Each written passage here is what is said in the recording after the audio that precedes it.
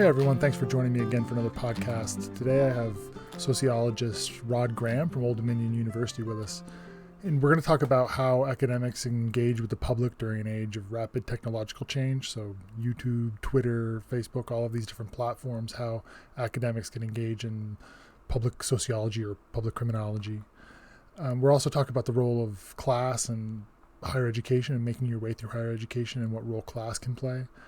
And in the end, we talk about forming a new imagined community. So post-uprising, post-George Floyd homicide and the uprisings that followed, as Americans, how can we create a new shared ethos so that we can move forward as an imagined community in the 21st century? So it's a really interesting conversation. I had a great time.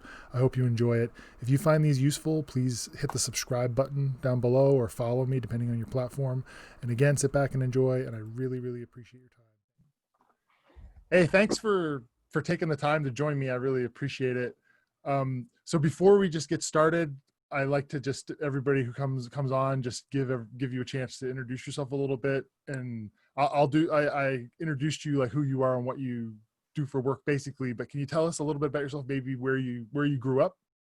Sure. So I'm from a small town in South Carolina, Lake City, South Carolina. And that's where I was up until I finished undergrad.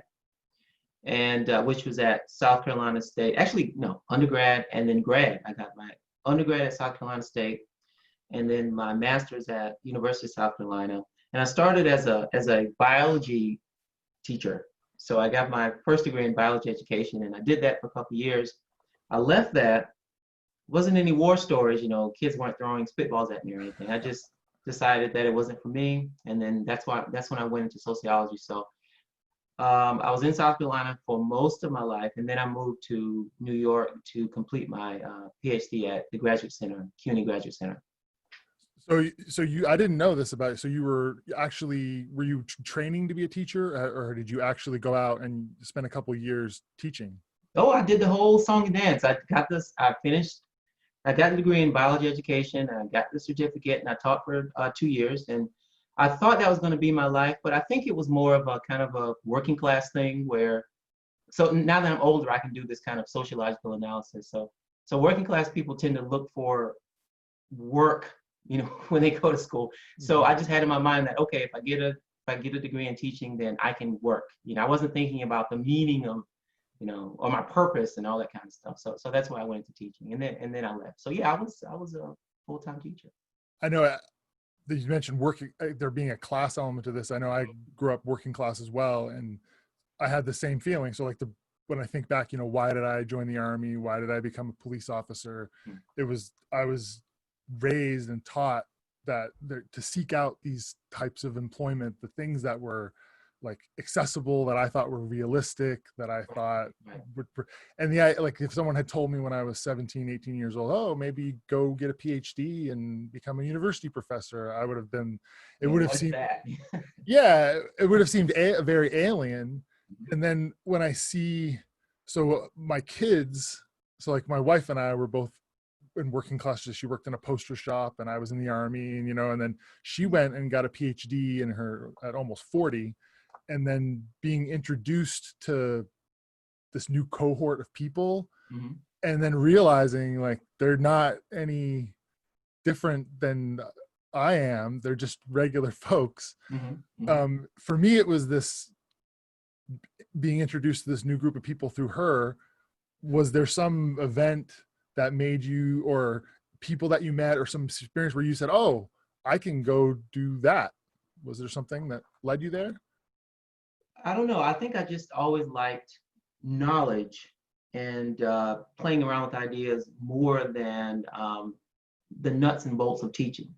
So even as a professor, we teach, but I do get the opportunity to do my own research and create my own ideas, my own knowledge. And so I think, although at the time I couldn't articulate it that way, I just knew that there was more out there for me to do. And I think that's what happened. Interestingly, I knew nothing about sociology. I can remember so clearly. I would go to bookstores. They had them, a lot of them at that time. And so I would go to, I think it was called Books A Million, and just kind of browse the books and sit and read after work. And so I read this book called Sociobiology, I think by E.O. Wilson. And so he's a some kind of, but he's a biologist. I forgot what the specialization is, but he was trying to say that, okay, we can understand sociology through biological means. I didn't realize at the time that no one actually does that in sociology. But I thought, okay, so maybe I want to do this. And so I said, all right, fine, I'll go into a sociology department. That sounds more interesting than biology. And that's kind of how it happened. So it was naivete that kind of pushed me along in life, it seems. Well, some of the best things that happen to us is, I guess, because we don't have any clue what we're getting ourselves into. Right.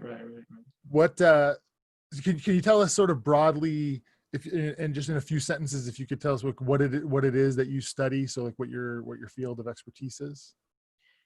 So I identify as a digital sociologist, and my current research is dealing with cybercrime mainly, specifically internet facilitated sex work and sex trafficking.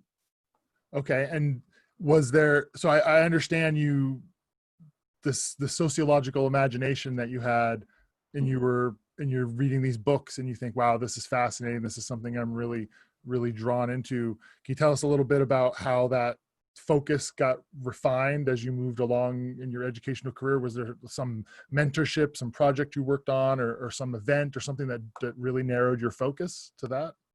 Yeah, well, yeah, it was a kind of a long and winding road, I guess. So at CUNY, there's a big focus on class-related issues. It's a standard social department, but it has a strong critical component and class component and race and immigration. And so my dissertation was on class consumption, and I looked at technology consumption and music consumption.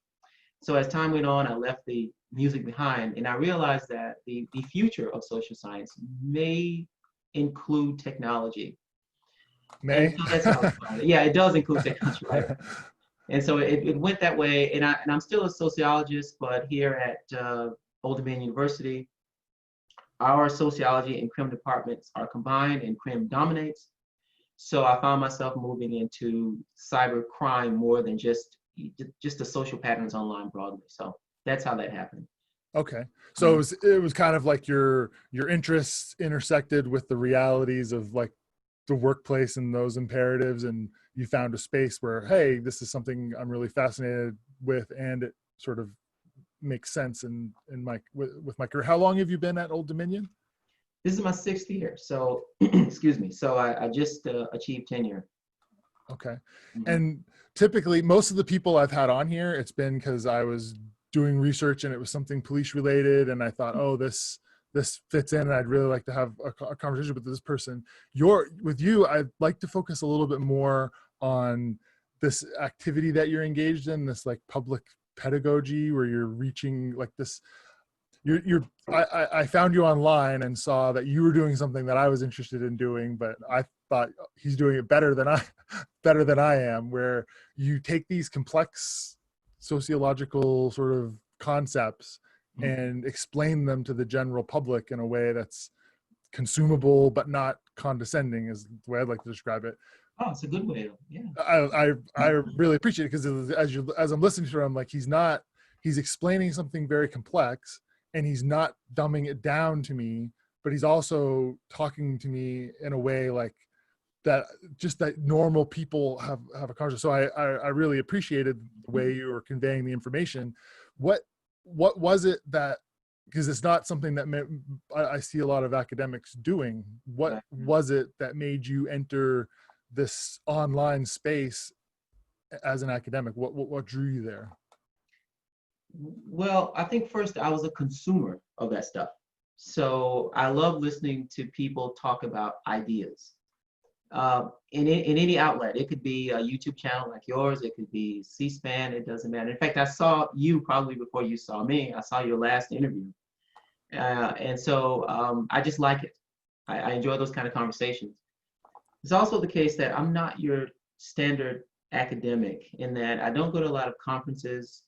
My political views tend to be, I kind of bob and weave between progressive and conservative, and so it just means that I'm kind of an outlier.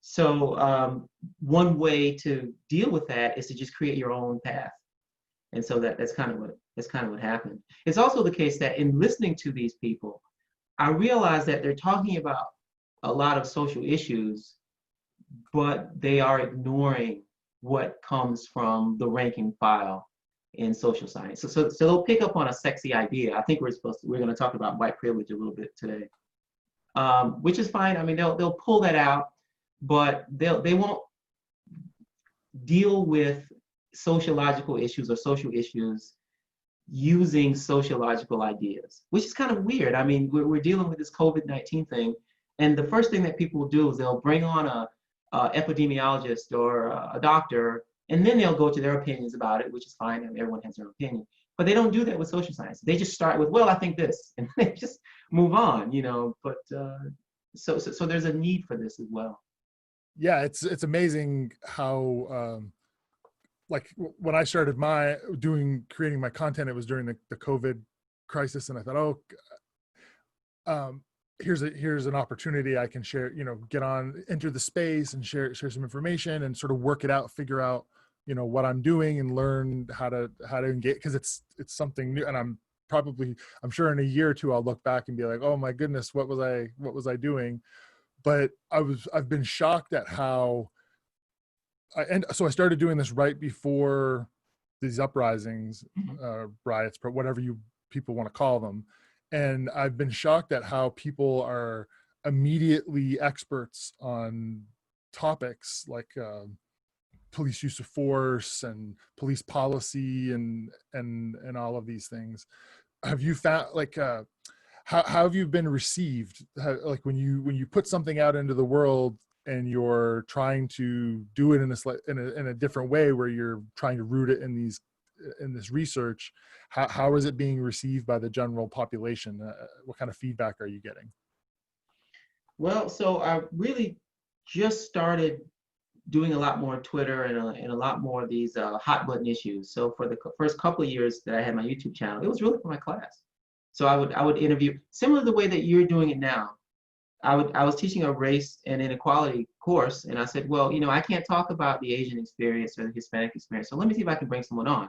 Or when I started doing my cybercrime class, I did the same. You know, I don't know all about some of the tech stuff, so let me bring on some people.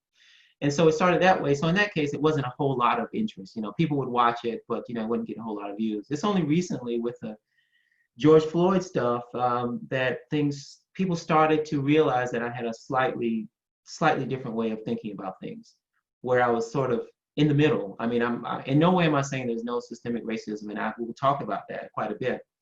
But I'll also say things like, look, you know, some of this is not grounded in bad cops. It has to do with the structure of law enforcement and what they have to do. And so that kind of middle of the road approach can appeal to some people.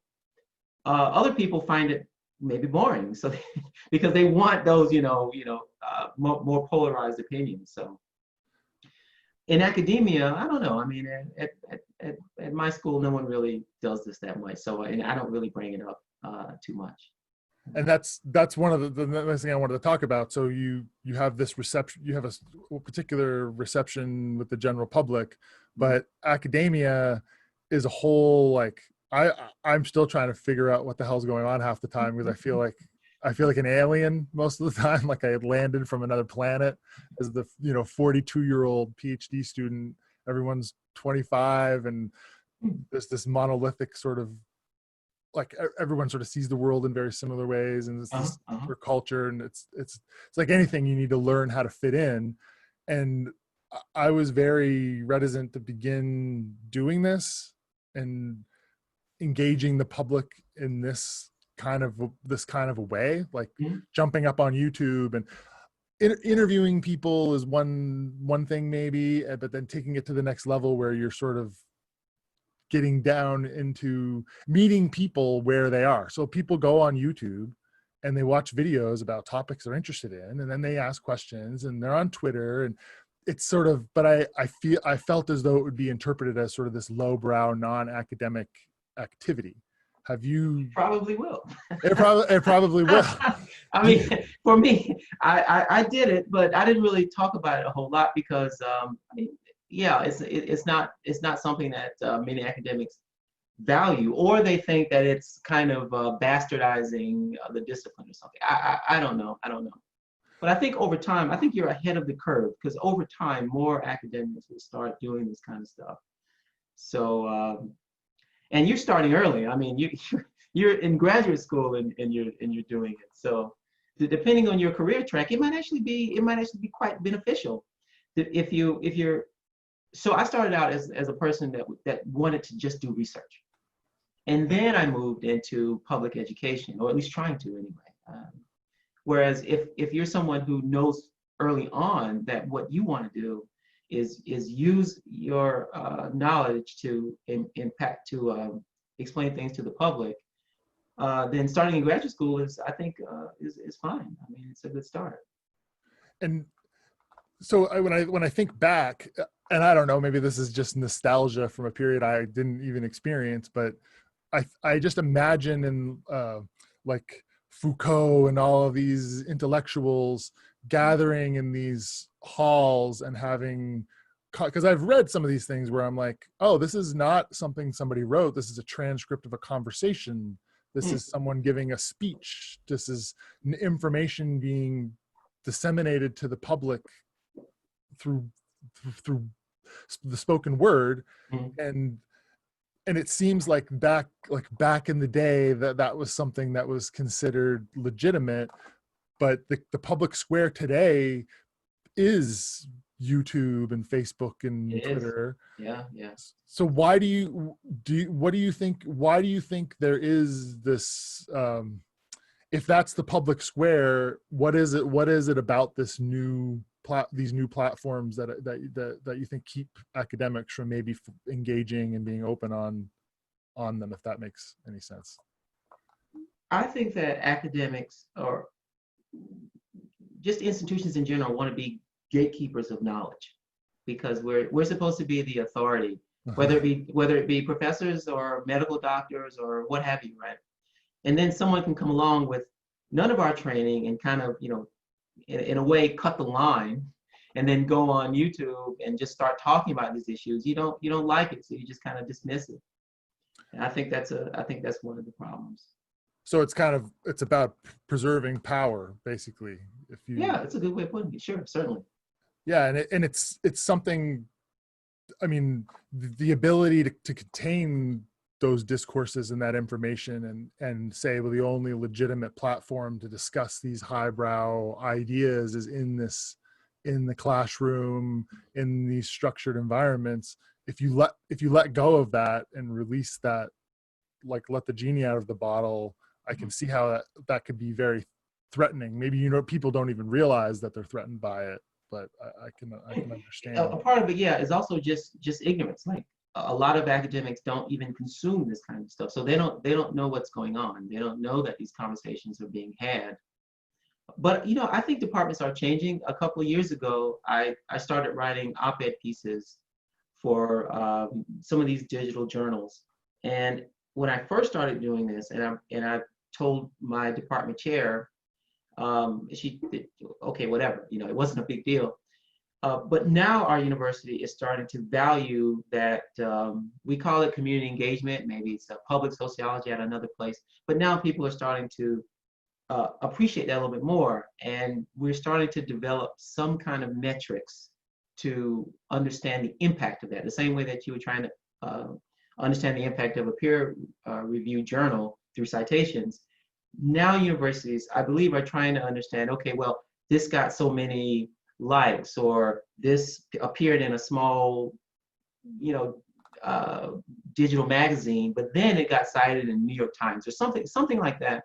And they're slowly moving in that direction. So eventually. So you could see in some future, coming up for tenure, and your level of outreach being something that's considered, the fact that they're engaged in these. Is that something you could see it being taken to that level of seriousness where, hey, you have X number of publications, but you also engaged publics in these ways? Or is it something that would be more informal, you think? I think that for your initial tenure and promotion, it should really be about the original research that you do. Your peer-reviewed research. You're showing that you can produce new knowledge. But then after that, when you're going up from associate to full, then it's more about your impact on the discipline. So in that case, I think it's completely legitimate, and I hope that In fact, I'm sure that the equivalent to something on social media now would have been op-ed pieces and books for the nonfiction or for the layperson in like 1990. So universities do take those things into account after tenure, and so sure, you could use it, just probably after tenure. Right. So it'd be something more down the road. So, and it would, so you're saying it kind of aligns with that, like the op-ed, the writing the book kind of thing. It measures your impact. Yeah. Right. Yeah. Because what's the point of just creating info and just siloing it and leaving it where it is? I guess the generating the knowledge is your job, but part of it is disseminating it. And we've had, I feel very fortunate actually, because we had, in my department, we had a course actually dedicated to, it was called Public Criminology. Lee Slocum offered it. And it was, oh, that's nice. Yeah. And she just provided us examples of, there were some theoretical readings, you know, to understand what, you know, what we were studying, but then it was just tons of examples of academics getting research and disseminating it to the public. YouTube wasn't one of the things that we talked about, but it really made me think, oh wow, this is something that, you know, could be valued. If she values it, then, so it was a signal. I think it was an important, and I think it's an important step that's being taken.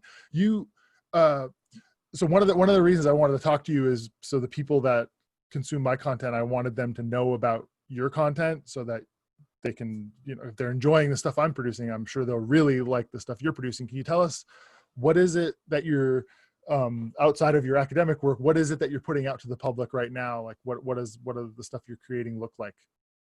Well, right now I'm doing videos about police brutality and systemic racism. So I do series, and since this is the hot button issue right now, this is what I'm talking about. In the past, I've done things on social isolation, which were more interviews because that's not my area of expertise. So I would kind of try and talk to people. I've also talked about Black relationships and cybercrime, and also a series on sex work, which actually was the one that got the most views. For me, a lot of views would be 400 or 500 views. So those are the ones that got the most views because people are curious. He's talking about sex, so I want to click, you know. Right.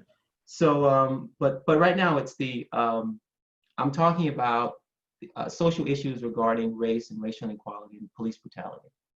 So when you, how often are you putting something out, and how long might something you put out be? Like how long of a video is it? I tell you, man, if I was doing interviews, I could do something once a week because the content generates itself. You talk and then maybe you edit it. I don't know if you edit yours, but sometimes I edit mine and things kind of just meander a bit. But when I do these videos where I just sit and talk for 30 minutes or something, those are very time intensive because I have to kind of think about something almost like writing an essay. Right. Some people are good at just talking for 2 hours and they're very popular and people will just sit and listen, but I don't think I have the ability or capacity to do that. So what I do is I write something like a script, you know, bullet points, and then I'll have it, you know, here, and then I'll kind of talk it out, and then I'll sit and I'll edit it if I have to and post it, and so that can take some time. So those, you know, I try to put one out once every 10 days or 2 weeks or so. Okay, and I'll put a link below, and then you'll see one appearing on the screen right now. And what I like about what you're producing is like you could get in your car and be taking the drive to work, and you can throw in, and there's like a 20-minute long piece where you're explaining like postmodernism, but you know you do it, like I said, in that consumable way. So everyone check out the content. You talk about that video as having like this right now in our culture, having this really it being this really powerful artifact. I don't know what word can you just talk can you talk a little bit about that, like the power, the special power, why right now you study technology? Can you tell us a little bit about that? Okay, and actually I think that I haven't seen the videos where you critique police shootings, but I heard in your last interview that I think you do that. So, yes. I mean, your expertise is actually valuable here. So I think in that video, I was talking about the George Floyd video as being, so the video I did about the George Floyd video was arguing that his killing showed what was the equivalent of the ideal video. So I wasn't necessarily saying that videos are important. They are. They have a special importance, but I was a special importance in society. But I was saying his video in particular has a special importance. And so this idea comes from I forgot the criminologist's name, but he popularized the idea of the ideal victim.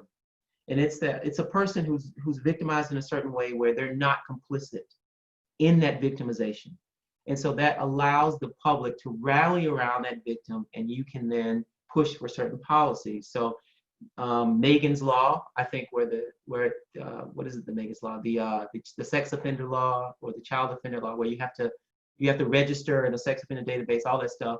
Well, that person was an ideal victim, and that she was not complicit. And so that's the basic idea. And I was using it to talk about.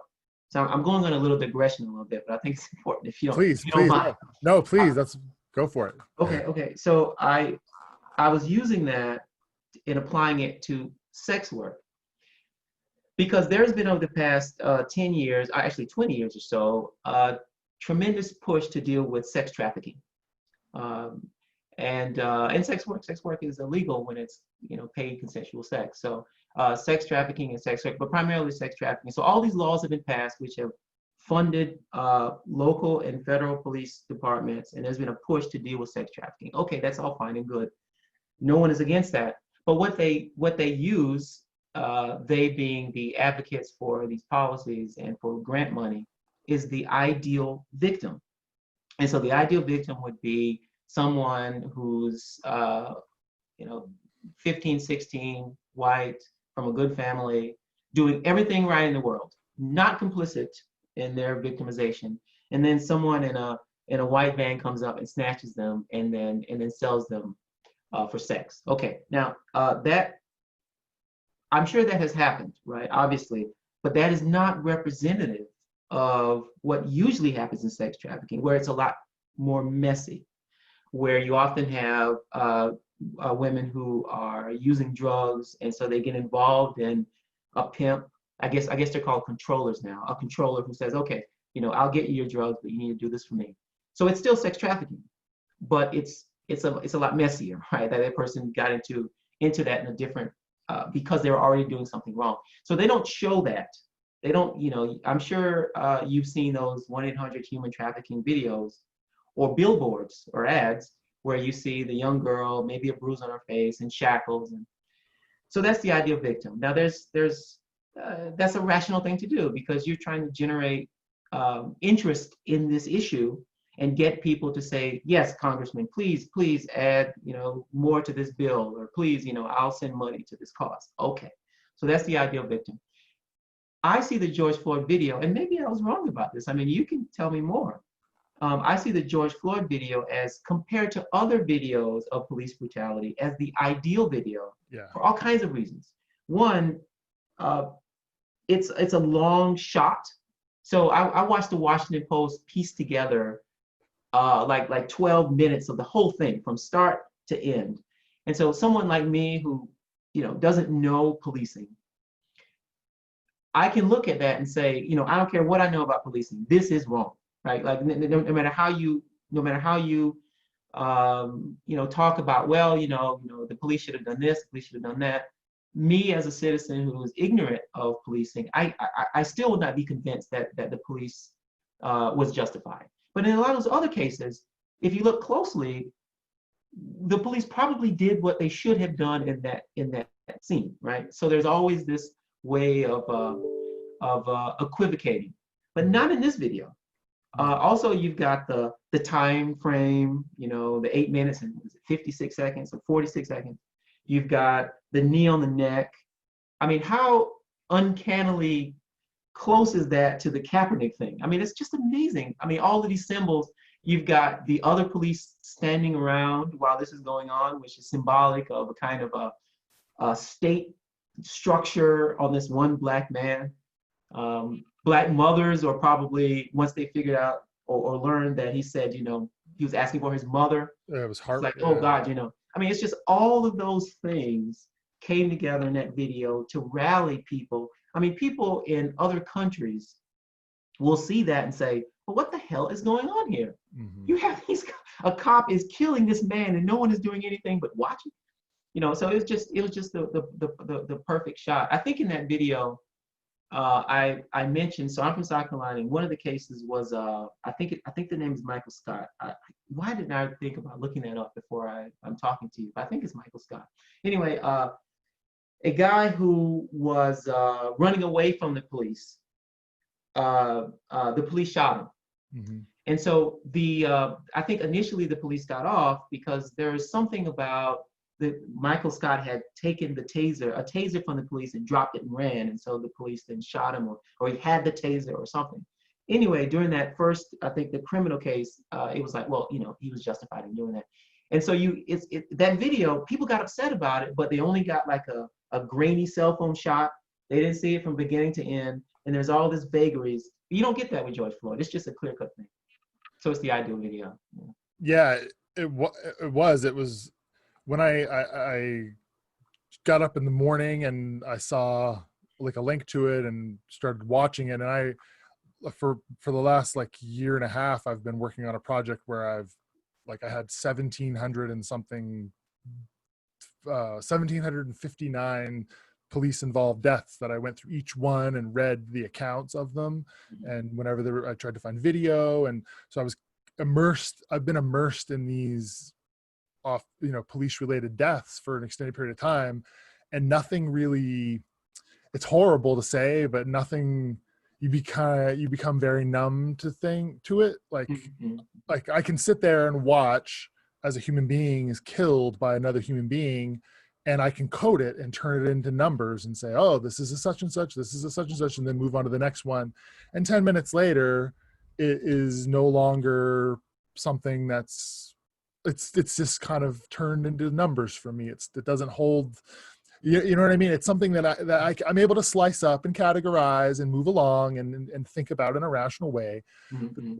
This particular video, for someone as jaded and as hardened to this topic as I think I am, it was as if you assembled a team of Hollywood producers who held a casting call and wrote a script and said, we want to create the image that, I mean, the police officer looks like a bad guy from a movie.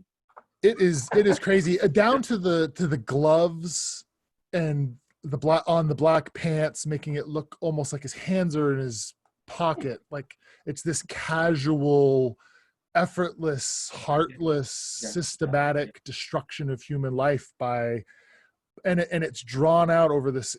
And for me, just the first watching it, and I was like, come on, dude, what the fuck? Like it was an emotional experience for me. So I can imagine if you're if this is not something that you see on a regular basis, I mean, the power of those images, it's astounding. I'm not at all surprised that this has turned into what it has. When you were originally exposed to this, did you immediately know, wow, this is going to be a major?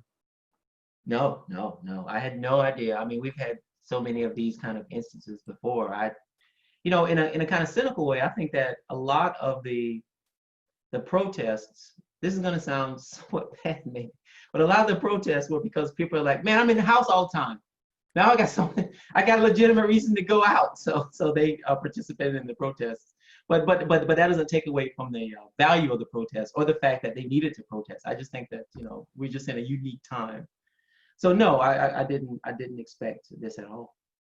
I was actually, when I saw the video, I thought, I'm glad that we're in a quarantine right now, because I think that it might take the edge off of that. There'll be a certain number of people that won't go to the streets. Okay. That's what my initial, I was obviously completely wrong. But it just, I think you really nail it on. You hit the nail on the head, that you like this, it just created this perfect storm of images. And I'm actually writing something about this right now. Is is that this particular incident, like George Floyd, a lot of the databases that record officer involved deaths wouldn't have even recorded his death as an incident because he wasn't shot, like the Washington Post. Oh, that's interesting. I didn't know that. Yeah, and there are other databases that they wouldn't even classify his as an incident worth. They wouldn't record it or count it, and I just wait. Before you go on, what's the rationale for that again? Because it wasn't a firearm involved? Right. Yeah. So the definitions, the operational definitions that all of these like different government agencies and private organizations and news agencies are using to classify these incidents. Some of them just say, well, it's when police shoot and kill somebody. That's right. I never thought about it. I never thought about it as police shootings, but it could be other ways of killing someone. Absolutely. Absolutely. Huh. And it's not just strangling the life out of someone or shooting them, but like one of the ones that really bothers me is is when pressure is applied to individuals, say somebody is pulled over for speeding and they take off and the police chase them and they crash and die, or or somebody is in a mental health crisis and suicidal and the police put pressure on that individual and they end up committing suicide. There are just so many, like I can think back to my own career and instances where now looking back, I say like one where we had a guy shoot himself, and now that I look back, I say, given the severity of the crime, was the pressure that we were applying necessary? So I just think that we need to really broaden our perspective on what is and is not a police-related death. And I think it's remarkable that this could have not been included by a lot of people in there. That's really interesting, man. So that's something that that people need to know, because to me that they're just two narratives, well, maybe now because of George Floyd that people are recognizing that we need to do something. But traditionally, it's been police brutality or police justified. Right. And they're always focusing on the shootings. But if you add in that other factor that there's this, police are putting pressure on people, which could also lead to death, that kind of throws in a little bit of a curveball. In some ways, it might actually lend to the defunding police argument in some ways. I don't know yet. I have to think. I mean, I'm just thinking about this, but that is really interesting. I mean, people need to do something. Maybe do a video about these other types of shooting or deaths or something. Yeah, and the other thing too is I think that we have this idea that this is some new phenomena, like, oh, the police are all of a sudden they're going out and killing people and this is like this new problem. But I think the video is just shedding light on something, because if you look at, like, we don't know, we don't have great numbers on police use of force or people killed by the police. But if you get an agency like NYPD and you look at the number of people that were killed by the police in the 1970s, 80s, 90s up through today, you see a real dramatic improvements in how police do business. And improvements as in a lot less dead people, shooting, stricter policy, better training, more professionalism. So you see over an extended period of time, I feel as though you can make a very strong argument that police have been improving, but public perceptions of the violence don't line up with that. And I think a lot of it has to do with the fact, like, so someone like George Floyd, 15 years ago, that would have been a police report saying, okay, this guy fought with the police, or not George Floyd. So George Floyd, this is how I think this would have gone out is you would have had a dead man. You would have had police saying that he was fighting with the police and that he died in custody. And they would have done an autopsy and said, oh, well, he had these underlying health conditions. And this is, there's a term for, I'm totally blanking right now. Excited delirium is the term that they use, that the police will use. They'll say, well, this person, a combination of medical issues and restraints and a struggle and all led to his death. And it's this amorphous thing. And there may have been some citizens who filed a complaint and said, I watched this police officer murder this man on the street corner. And his partners would have said, no, these guys are overreacting. The guy was fighting, and it would have been filed in a cabinet, and that would have been the end of it. And no one would have heard about it.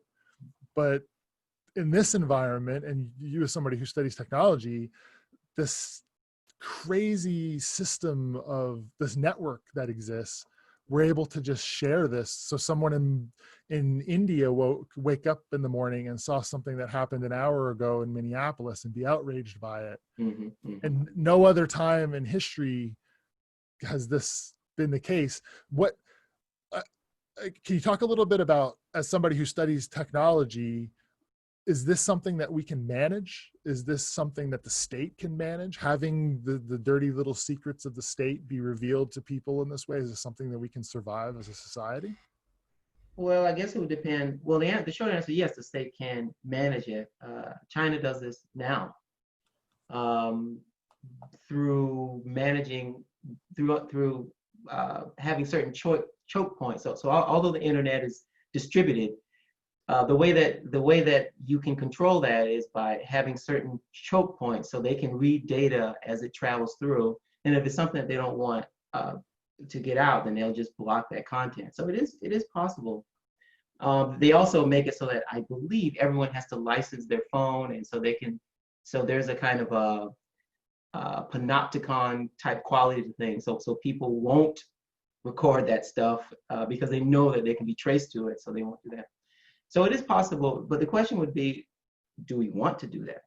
I mean, it is true that public opinion can run rampant, and it may not necessarily fit with the empirical realities on the ground, but would you rather people, kind of have this mob-like behavior, and then we have some discussions about it, and then go that way, or do you want to suppress free speech, which is the alternative, and stop that? So I would just rather, people kind of go in a frenzy for a little while, but then, reasonable people can talk it out, and then, it's messy democracy, but it's probably a little bit better than the alternative.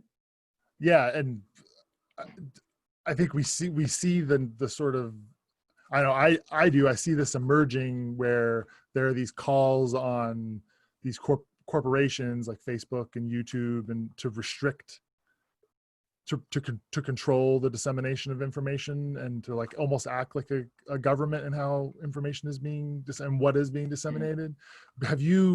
Do you have any thoughts on that? And have you experienced any of that with your content? Have you produced, you're talking about creating content on sex workers, things like that. Have you had to shape your content to get past the algorithms, or to have things taken down? Any problems like that? No, not really. Maybe I anticipate certain things. So you want to, if I'm talking with sex workers, then I kind of let them know that you can kind of say what you want, but don't make it too graphic. And they kind of know that. And they're better at talking about sex than I am. So they already know how to navigate those conversations. So it goes well.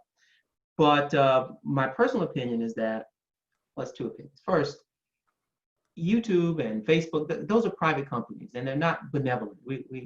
I think we used to think that they're our friends, but they're not. They're trying to make some money, So if they want to censor certain content, they can. I would prefer it if we had a more open environment for conversations. I wish that, okay, so on Twitter, they're going to censor certain things. You can't say certain things. Okay, well, that's a private platform. It would be nice if there were other competing platforms out there, so that I could go there and then I can say what I want. Now, there is danger in that. There really is. There's certainly a link between what people say, if they're using stereotypes, or they're painting groups in the wrong way, or a negative way, I should say. There's a link between that and then developing these stories about them, which can then lead to policy or action. So words can eventually hurt in the long run. So there's a danger in that, but I just put faith in people, which is kind of maybe stupid, but put faith in people that they could handle a few bad words now and then.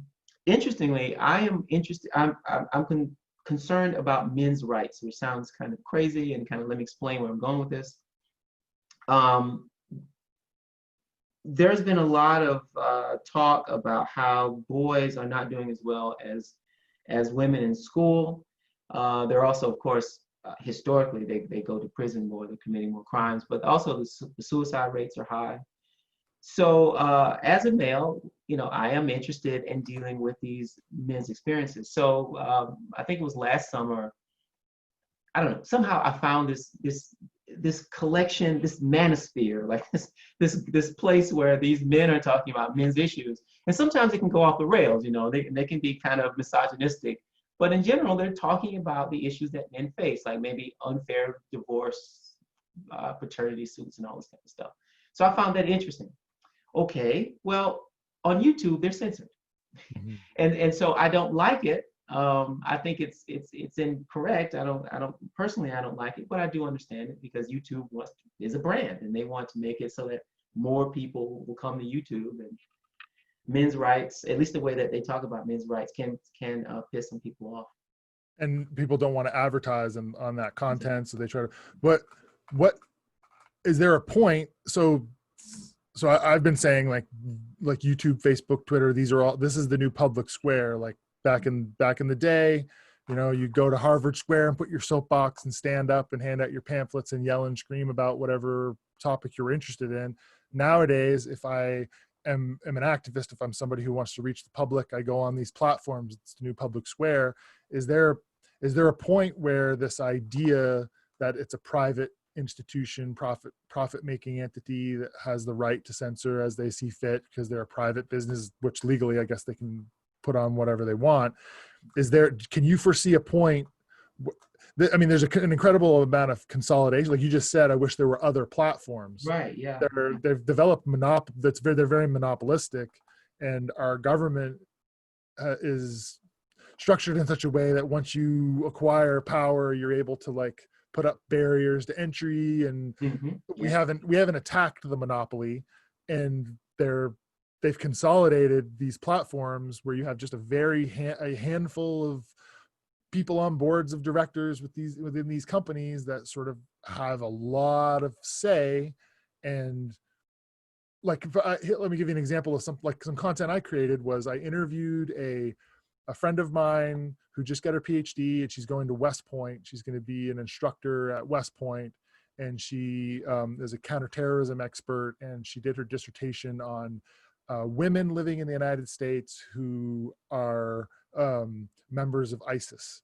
So she sort of, she did like this. It was really interesting. So she interviewed, she didn't interview, she read court documents, and did all this analysis and created this like taxonomy of the different types of people, the way that these women are engaging with this organization. Legitimate academic important work by an officer in the American Army who is at West Point, but my content, I can't get it on platforms. It keeps getting booted off, and I try to engage so I try to engage with YouTube, and there's no human being to talk to. It's an algorithm that's being created to maximize profit. And in the meantime, you have I feel is important information that should be disseminated to the public, and this is the public square. And it's not. Is there a point where we say this is a utility? Is that something you can foresee, or is that something you're just completely opposed to? Well, I mean, I guess theoretically, or I should say practically, it is a utility. But I think there's some precedent because AT&T used to have a monopoly, and they broke that up into different telephone companies because they just controlled everything. But that's a little different. I don't know. I really don't know if I would even think of it in terms of, so it is a monopoly, but it's more because of network effects. So the barriers to entry are because of us. So if someone starts a new social media network, which they can, the problem is that no one's on there. So the problem, so it's hard to pull people from a network that they're already embedded in into a new network. So it's very hard for things to start up. Who knows? Maybe in the future the government may step in, but I don't foresee that happening. I think what might happen, though, is if the costs to, this is kind of a rational choice or an economic argument, if the costs of publishing on Twitter are so high, or YouTube are so high, then people will find alternatives, or an alternative will be created, which will siphon some of those people off. But right now, the restrictions are not so overbearing that people feel, oh, I have to go. So like those men's rights, some of those men's rights activists, they have moved to BitChute, I believe it's called. What's it called? I'm sorry. BitChute. BitChute. Okay. Yeah, it's an alternative that's all, they don't censor anything. And so some of them move over there, but it's those few who've had so much content taken off until it's like, okay, fine, there's no benefit for me going on YouTube anymore. So, and they're certainly not monetized. So they're just, so they just go to the BitChute and then try and get funding through Patreon or something like that. So, but that has to be overbearing. And I think that these companies are smart enough to not take it too far. Right. So, yeah, they know that maintaining that, like, that our attention is the new commodity. Yeah. That's another thing that seems to be happening is that these institutions, these corporations are developing, and it's all about keeping our attention. Mm-hmm. Yeah. And they've have teams of social scientists that understand very well that the best way to do that is with this, you creating a very specific sort of this divisive content, and you're activating that certain parts of the brain, getting people outraged, shocked, those types of things draw attention. Is this what type of, is this something new, or is this something that was just done in tabloids and now it's in digital form? Or is this these massive, powerful institutions who are constantly in our heads? I mean, people are online all the time, and they're constantly pulling us into these two groups. Like, you're either a Trumper or you're an Antifa now. Like, there's like right. Do you, as somebody who studies these topics, technology, do you feel as though this is a new sociological phenomena, or is this something that's just a little bit more intense, something that's already existed? What do you think? I think it's new. I think we're more polarized than we've ever been in modern times, and it is because of our it's the technology, and it's also the case that people can create their own content and then pull, and there's like a sort of crab in a barrel. No, that's the opposite. It's sort of like people are building on top of things. So I produce something, and it's like, oh well, I need to be more controversial or more provocative than that other guy to get the attention. So therefore, I need to say something even more extreme, and so it pulls, So I think it is a new phenomenon in its intensity. I mean, people have always thought differently. There was a little bit of a consensus in the past because of gatekeepers. Right. Certainly. I can remember, and I guess you can too, that you'd have the three stations, and you had Dan Rather getting up and telling you what we need to know. And even if you are a Republican or a conservative or a liberal, still you have that common ground to start from. Now, the media landscape is so fragmented that forget it. So I was in South Carolina, and my mom is watching CNN all the time. Okay, if you watch that, you get a certain understanding of Trump. He has done nothing right. Like, everything he's done is wrong. Okay, he's done a lot wrong, but he's done some things that I think many people, even within the Black community, would find okay, but it doesn't get any play because Right. CNN is catering to a certain audience. Okay, well, I got a radio behind me, so this is my work room here, and I turn on, it's always on conservative talk radio or Christian radio. I'm a cultural Christian. I don't go to church, but I like listening to Christian radio. So anyway, it's conservative. Okay, Trump does everything right.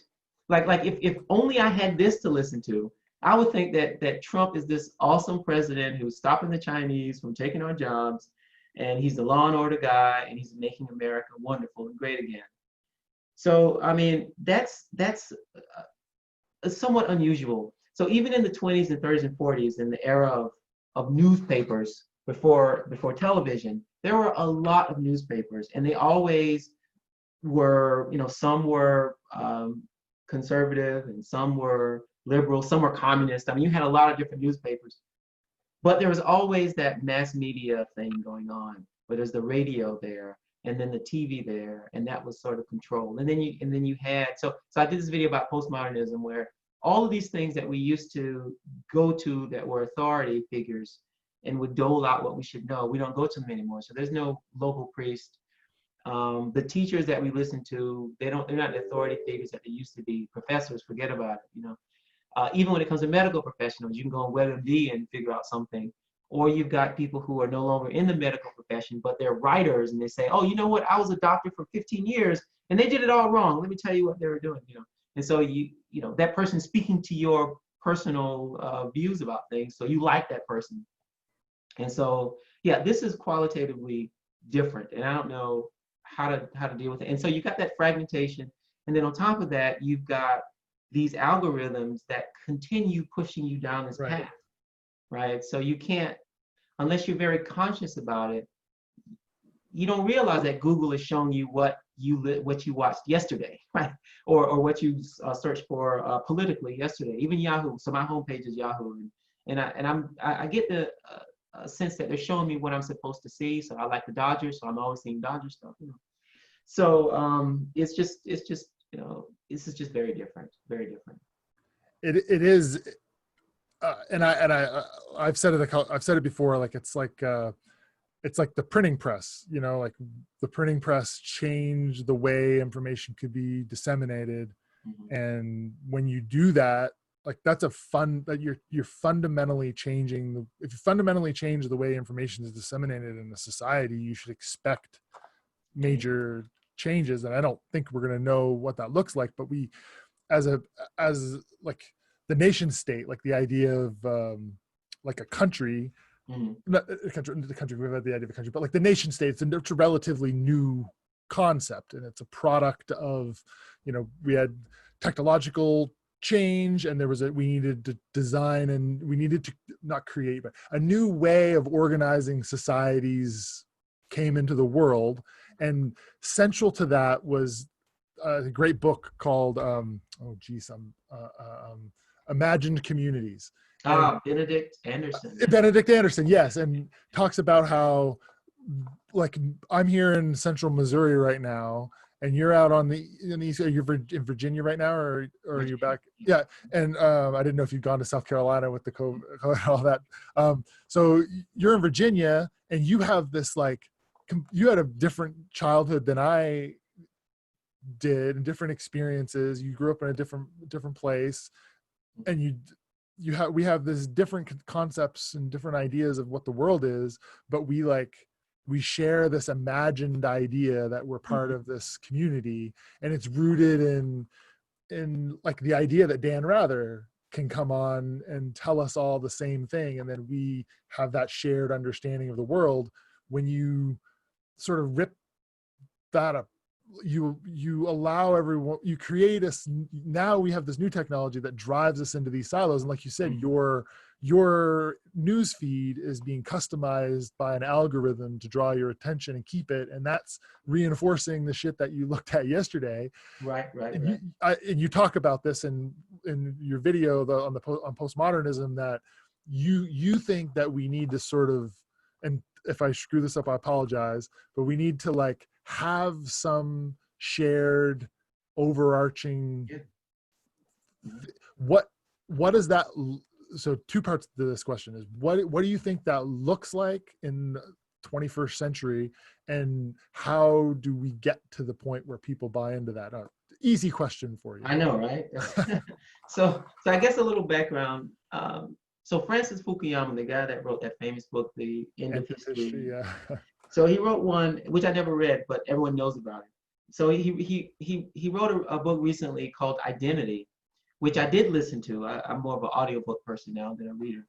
And so he was arguing that in a society like ours, where we don't share a common ancestry, and even common histories, right? Like we can't. So the UK may not share a common ancestry, but they may say, look, we're all from this isle. I can go back, 20 generations or something. Whereas Koreans, my wife is Korean, and she'll tell me that, oh, we all descended from 5 people or something. Something she tells me, because they can trace their history back.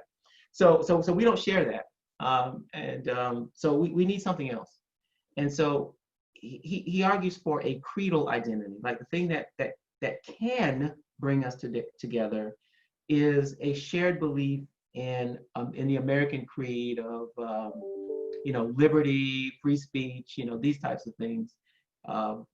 You got to select them, I guess, and that's the hard part, because there'll be arguments about what it is to be American, but maybe individualism, belief in economic progress, whatever. But he's arguing that we need that, otherwise we're gonna break apart. So what that is difficult because people will argue about that. So we need it's kind of ironic, like we need overarching values of some kind, but people to bring people together. But the people that are apart will argue about what it is that we need to bring us together, right? That will be the difficult part of it. But how we do it, I don't know. I think there's some precedents. I mean, there were times in the past that I've read about, and immigration scholars talk about, where there was an era of assimilation in the United States, where people were asked, okay, you're coming to this country, and so you need to adopt what it is to be an American, and whatever those things were. I don't know. And so people would do it because at that time we didn't have these values of multiculturalism to deal with, and so people, the authorities and the immigrants coming in, didn't feel that they had to keep so much their Italian heritage or stuff. They certainly, actually no, the Italians, and especially the Italians, and then some of the Irish, they tended to keep their identities a bit longer than Scandinavians or Germans, So, or even Scottish people, actually. So we had something in the past where we could sort of inculcate these values, but that's gone now. We celebrate diversity, we celebrate multiculturalism. So I don't know. You have kids. Do they do the Pledge of Allegiance, and do they talk about what it is to be American in their primary school still, or? Yeah, so there was some indoctrination. So like Pledge of Allegiance and some sort of, I call it propaganda. I think it's good. I think it's important. Well, it depends. I mean, some people don't like that, actually. I mean, it all depends on your particular stance. There may be other ways of. But I think like what you're saying, like having some sort of shared understanding of who we are as a people, if we want to peace and security. I mean, I think it's important. And schools, seem like, and I know that originally that was a place where children, Absolutely, especially were and one of the fundamental reasons we have schools is to create this shared enculturating experience, so that we're all on the same page as we enter the workspace. I've had some experience in both Canada and the United States. So my mother was Canadian, my father was American, and after the War of Vietnam, they went back to Canada. So I was in school in Canada and in the U.S.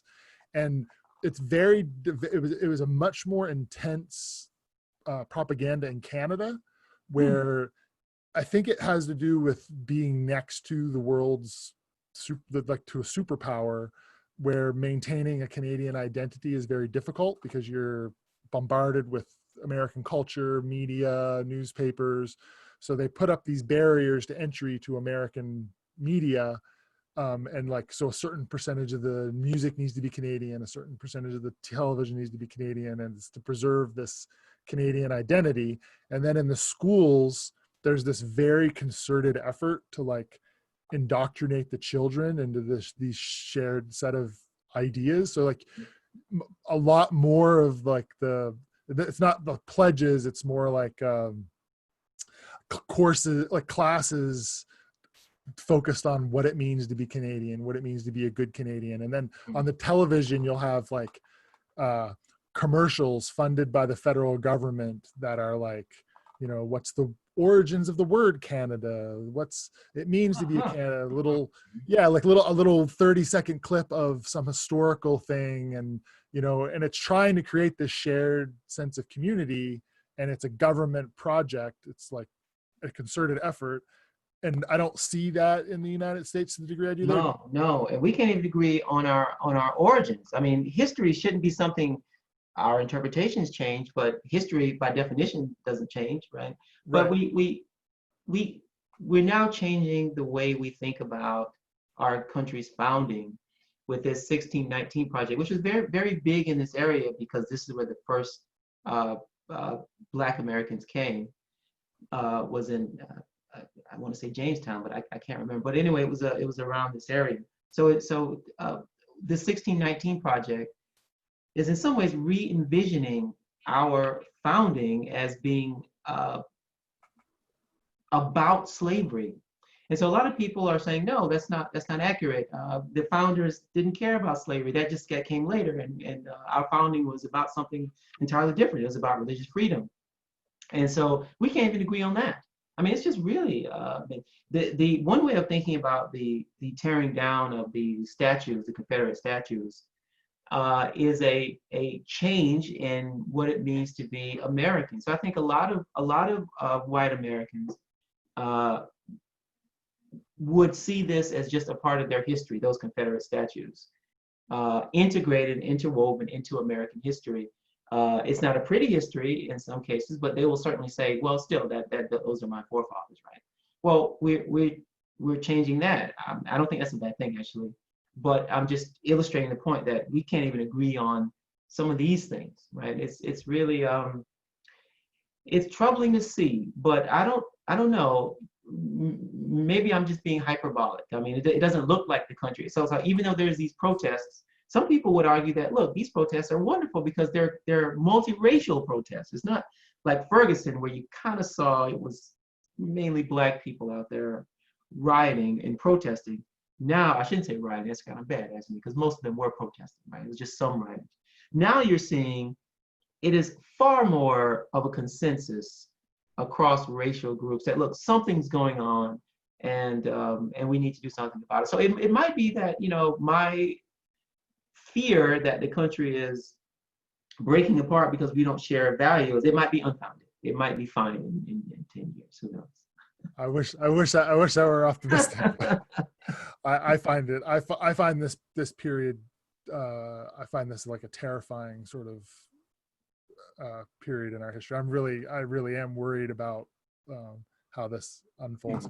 Not to be super pessimistic. One thing, and I've taken up a ton of your time. I just wanted to move on to just one final topic, and it was I have a cross section of people that have been sort of following my content, and a lot of them are like officers and people, more conservative folks, and then on the other side I have, you know, people who are way off to the left. And one of the things I liked about your when you talk about you explain what white privilege is. Mm-hmm. I like that when you explain it, I was like, I'm not sure what his political that's usually how it works. right. And that's one of the things I like about the way you lay things out, is I can imagine, because I spend half my time with my conservative friends and half with my more liberal friends, and they view the world in completely different ways.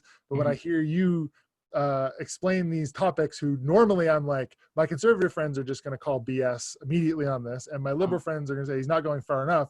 When I hear you explain it, I'm like, they're both going to be confused because they're going to sort of understand what you're saying and sort of follow, and they're not going to know what you're. So if you could just for a couple minutes, just give us a taste of how you would explain a topic like that, so that people have an idea of when they turn to you for insights on these complex ideas, what they might expect in terms of explanation.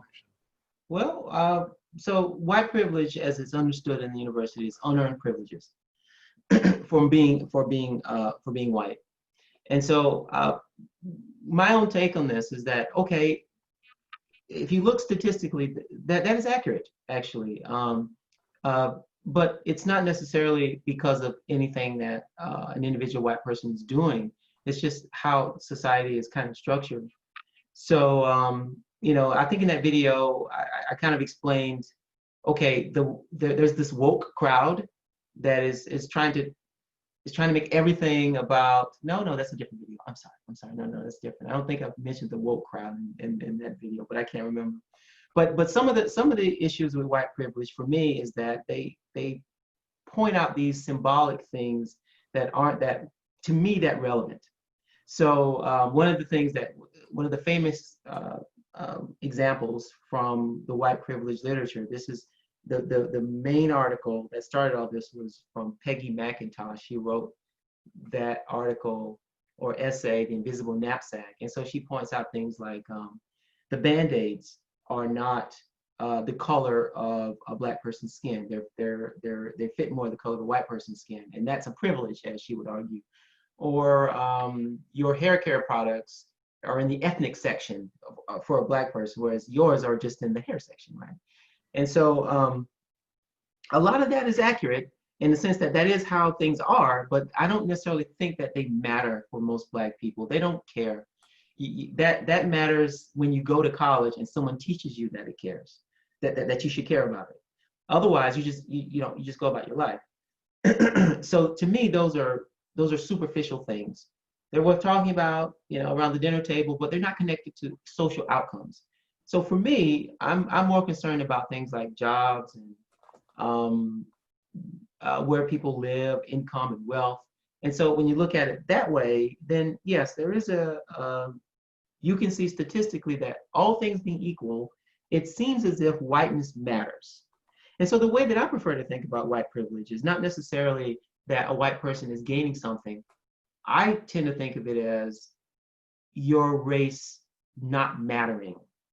So if you say you've got a privilege, then a person can easily say, well, you know, I grew up in Oklahoma and my mother had to raise me alone because my father was an alcoholic. And what kind of privilege do I have, right? That person would be absolutely right. You know, regardless of their race, you know, they had to put in the work to get out of that hole that they were in.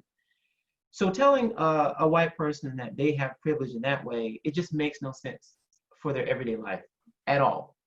So they would deny that they have privilege. They could also deny that the privilege, so even if they had privilege, they can also say something like, I don't care if I was white, I still had to work, you know, 12 hours a day for 10 years to build my business. So thank you for the Band-Aids, but I still had to put in all that work, right? I mean, and again, they would be right.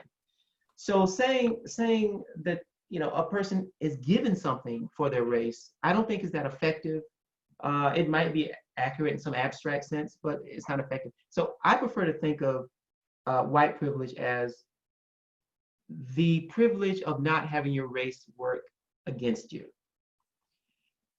which is also, it's just the opposite, but it still conforms to the empirical realities. Mm-hmm. So even with that example of the alcoholic mother or father and being raised by a single mom, if you equalize over 1,000 white cases of that and 1,000 black cases of that, you will still find that the black person has, on average, worse outcomes, even when you equalize for that terrible experience. So there is something there that needs to be studied. I think I ended that video by saying, you know, don't, these kind of virtue signaling things where a person says that they check their privilege at the door, and all of that's a class-based thing. I think it's nice for white middle-class people or academics to make that comment. It makes them feel good, but it doesn't have anything to do with those rallies on the ground. Dealing with white privilege has to be about policy, but just individuals, whatever. Enjoy your privilege is what I tell people. So you'd frame it and say, like, the person who had the rough childhood and all the obstacles, the white guy from wherever, and he's able to start the business and move forward. You would say, well, you're not, it's not that you were privileged and given some advantage because of your whiteness. It was that in addition to all of those obstacles that you had to fight to overcome, you didn't have this additional obstacle that you would have had if you had a different identity. And I think that's much more like consumable and palatable, it makes much more sense to somebody who's in that position, because I don't think anybody wants to be told that they have necessarily have an advantage. But if you say, well, that there's one extra thing that you don't have to worry about, and it also conforms to the reality, like of what the numbers tell us, I think that's a much more, because the goal is to convince people that we have a social problem so that we can address it and create a more equitable society, right? So if you frame it in a way where you just alienate people and piss them off and they don't want to work with you, then it's kind of counterproductive, I guess. That's true. And I think a lot of this, there's some class dynamics that are at play here. So I would imagine if I was at Stanford or Penn and I was teaching a bunch of wealthy students, not all of them are wealthy and not all of them are privileged, I know. But Most of them are, though. Yeah, quite a bit of them. So let's say I was talking about white privilege there. They might be more comfortable saying, oh, yeah, I have privilege. Like they'll be more likely to accept that definition. And really, most of our understandings come from those institutions and they trickle down. So, saying that you have unearned benefits is fine for that group. And so that's kind of the knowledge that comes down to us. But if I'm talking to my students at Old Dominion University, those students are not, not that privileged, Right. And so telling them that they have an advantage, the white students telling them that they have an advantage just makes no sense. So it's better to, yes, just say, you don't have to worry about race bothering you, certainly. And I think like you say class, like moving, swimming through these different classes in American society, I've noticed that my friends who are from working class backgrounds, so my friends that are academics and whose parents were doctors and lawyers and professors, and they seem to spend a lot of time thinking about self-actualization and who I am as an, and all these types of concepts. Whereas like my working class friends, it's more about, can I maintain the discipline that's required and develop the skills that are necessary to keep a job, to this very practical sort of way of thinking. Yes, yes, absolutely. And you know what? I wish that there were more. So sociology and criminology, for PhDs anyway, are not going to pull a lot of working class students, because they're like, look, I'm going to spend 8 years, 19 years of my life for this, for this salary at the end. No, I'm going to go in engineering or something. But we need more working class students, because they will ask those questions that are more on the ground realities. I can remember. So, okay, I just talked about the Confederate statues some while ago, and I said that they're a few minutes ago, and I said that I'm glad that they're coming down. I think that they send the wrong message. That is true. At the same time, I imagine that I and my parents and the people in my neighborhood where I grew up would care nothing about those statues if they were working in the building next door.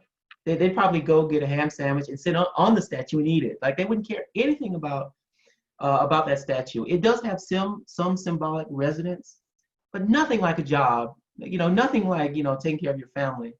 And so sociologists would do well, I think, and be more relevant if they would ask some more of those materialistic questions about how to get on in life. Yeah, part of a PhD maybe should be required working at a Walmart for a year.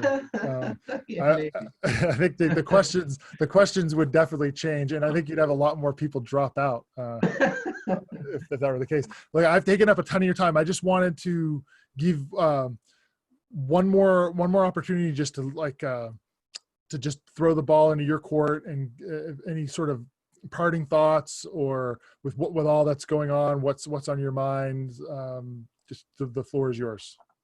Well, first, thanks for doing this, man. I mean, you're putting together something that I think is going to really grow. It's really interesting what you're doing, and you ask really good questions, and the conversation flows well. So, just some kudos to you. Oh, thank you so much. I appreciate it. Yeah, I remember when I did my first 3 interviews, it was hard for me to even finish a sentence. I was like, well, okay, what do you think?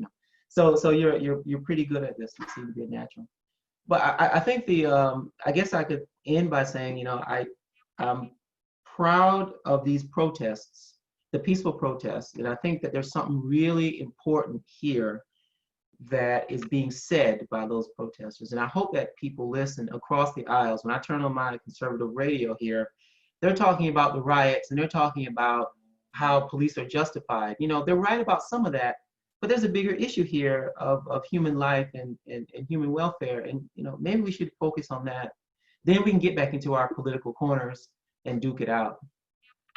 Excellent. Well, on that note, I hope everyone enjoyed this, and I'm going to put links below to link to your content. It's fantastic. He does a great job of explaining some really complex ideas in a very understandable way. So thank you very much. Thank you very much. And I hope that we actually get to meet in person at some point. We will at some point. All right. Thank you. Have a great one. All right. Take care, man.